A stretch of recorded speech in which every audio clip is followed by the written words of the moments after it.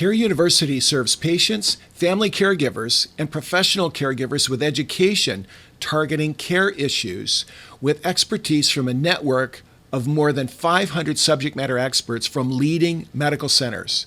And we will measure our success by how we will protect and enrich the lives of the families we serve, both those of patients and professional caregivers, because everyone is a patient and everyone can be a caregiver. At CareU, our challenge is to target what we call high-impact care hazards, those conditions that are the most frequent, severe, preventable, and measurable. Our solution is to help patients, families, and professional caregivers adopt new behaviors that can become life-saving habits, which we call lifeline behaviors. When I was seen by doctors for pain, our time together was so brief, and it seemed like the easiest thing to do was just give me a pain pill and send me on my way. I'm sure there are other things I can do than just take pain pills, especially when they make me groggy and not like myself. Most Americans would be shocked to know how prevalent chronic pain problems are. In fact, 50 million of us at any one time may have chronic pain. It's the second leading reason why we see our primary care physician. As Dr. McDowell has said, the second most common reason to see a doctor is for pain after skin disorders, which is first, according to the recent Mayo Clinic publication, and back pain is the most common pain problem.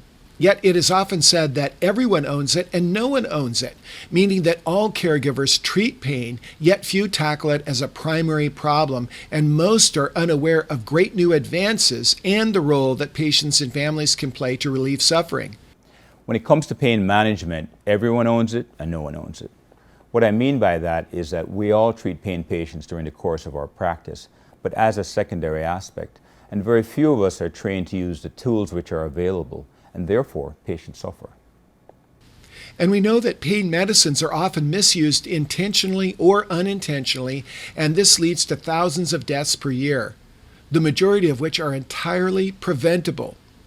Between 2000 and 2014, the death rate increased 200%, according to the Centers for Disease Control. Frequently, short-acting powerful medicines are prescribed instead of other approaches, promoting addiction and other healthcare problems. What's more, the medicines become accessible to families and friends. Every single day, 2,500 American youth abuse a prescription pain reliever for the very first time. Whether you or a loved one are receiving acute care for pain from or during an emergency, chronic pain care over time, or even preventative care to stay free of pain, there are many things you can do along your journey to make it safer and better. There are very specific actions you can take to make life more pain-free by knowing how to work with your caregivers. A great movement in healthcare is integrative medicine. That puts the patient at the center and addresses mind, body, and spirit dimensions. A full range of physical, emotional, mental, social, spiritual, and environmental influences can affect a person's health. There's no better approach that can be taken for safe pain care than the mind, body, spirit approach. Integrative medicine is care that combines the best of Western medicine with the best of complementary and alternative approaches for the healing of the body, mind, and spirit. Another way to look at it is you're putting the patient at the center of the experience and giving them genuine choice and genuine empowerment by blending the best and doing the right thing at the right time for the right reason, so that you don't just jump to drugs or jump to surgery. You think about what is the best thing for the patient with the patient's involvement. This module addresses a framework we use to help you get the best pain care possible.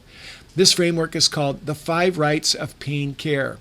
We've created a simple-to-use checklist that you can use with paper and pen that applies what you learn. Download it and use it on a computer, or even use it as an application on your smartphone. Your caregiver may also provide it during an office visit or emergency room visit. So let's review what you'll learn about the 5 Rights of Pain Care. The framework is composed of 5 main sets of right lifeline behaviors, or what we call rights, that you can follow to get the best pain care for you or your loved one. The right tests. Since pain is one of the most common reasons to be seen by a caregiver, the tests undertaken to find out its cause, or what you might call your pain generators, start with the physical examination by a caregiver. This is often followed by standard X-ray radiology exams done at a caregiver's office or a healthcare facility, and this is often followed by more sophisticated imaging such as CAT scans or MRI magnetic resonance imaging scans that look at body structures. Often blood tests are also done to rule out causes of pain that might stem from undiagnosed diseases. Things like your vitamin D level can be drawn that can have an impact on your pain care as well. Typically, these tests and information are not found in one place and are spread across many different locations that might include a hospital from a recent hospitalization for surgery, or the emergency department if you or your family member were seen for an emergency and tests were undertaken there. All of these tests and their documentation are vitally important as we discuss getting the right diagnosis, especially because you are frequently sent to a new specialist who may have to review such tests to give you the best first or even second opinion. Here's where you and your family members can play a vital role in rounding up all of the records: the caregiver office records, any hospital records, and imaging studies. Bring your medications in a bag and have the list of what you're taking or what is being taken and for what purpose. Prepare this before you see a new caregiver. This will save you time and the caregiver an enormous amount of time that can be applied to solving the pain problem. Remember to bring imaging studies and reports. If you can, ask your caregivers along the way to provide them on a compact disc. You can be the vital information bridge between your caregivers. You can provide those caring for your pain a set of such records, and you should keep a set at home. The typical patient with chronic pain is often seeing 3 or more caregivers who have no time or staff support to keep everything up to date. The right treatment. Here lies the very important issue of shared decision-making and making sure you understand the diagnosis of your pain and the risks and benefits of what is being recommended. You need to be part of the decision-making. A pain care plan is key. If you have real pain, you need a real plan. A good care plan will attack the pain generators for both short-term symptoms and long-term health and comfort. This might include outpatient procedures such as nerve blocks undertaken by pain specialists or radiologists to block the pain signal that nerves can send to your brain, or even medication pumps or nerve stimulators that can be surgically embedded in your body. New medications may need to be added to what is being already taken, and it is so important that you are clear about what medicines are to stop, start, or be adjusted. We now know that rehabilitation specialists can help us rehabilitate or build muscle strength and even prevent surgery if the rehab is done properly. Also, we now know that the tools of Eastern medicine, like acupuncture, healing touch, and meditation, can have an enormous impact on pain syndromes. There are even exercises your caregivers may recommend that you can undertake at home to build your strength, realign your tissues, and reduce pain through muscle tone. Right monitoring.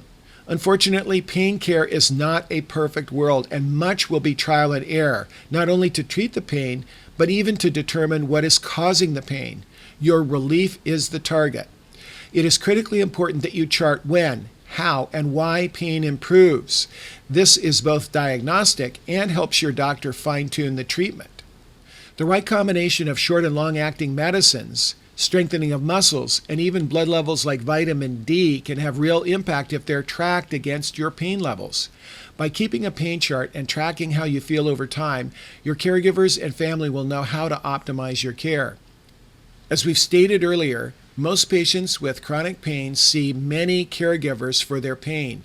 This is why it is so important that patient and family keep collecting the medical records and that you make sure that yours are updated and you have a common set.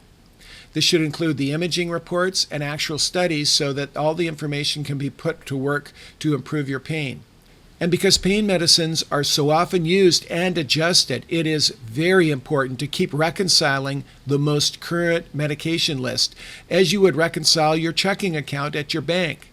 The new medications added, stopped, and changed can be very complicated to follow unless you as the patient and family are making sure that this is recorded properly. An enormous number of medical errors and preventable suffering occurs because patients are not taking medications properly, or doctors do not know what has been taken when they change or add a new medication. This is especially important when you have episodes of pain, and it's important that they be able to go back and look at your history to see what worked before. Once your pain episode is under control, you need to prevent future events and know what to do if they occur. First, check back in with your primary care doctor and make sure that they have all of your records. Continue to make sure you are keeping your own personal health record at home, the paper records, imaging, and compact disc if you can, and keep your pain score charts so that they'll be available if you have a recurrence and future episodes. Pain management often stimulates the need to see new doctors, specialists, or get second opinions. The records from your primary care physicians, emergency care visits, medication lists, laboratory and imaging information will all be important. You'll be glad you have them. Sooner or later, you'll see new caregivers, and if they have access to this full set of records, you'll save an enormous amount of cost, time, and frustration. And finally, exercise, yoga, and preventative behaviors can really prevent pain and suffering. There are exercises and new behaviors, especially for back pain and joint pain, that you can build into your regular routines that can keep you safe from painful episodes. Make sure to design them into your future. So now that you've been introduced to the 5 Rights of Pain Care framework, you can see how that learning about new lifeline behaviors can have real impact. There are other CareU modules that may help you along your way. Of special importance might be the 5 rights to your medical records and the trip to see a specialist, or how to get a second opinion. There is so much you can do by getting engaged and working with your professional caregivers. God bless you on your journey.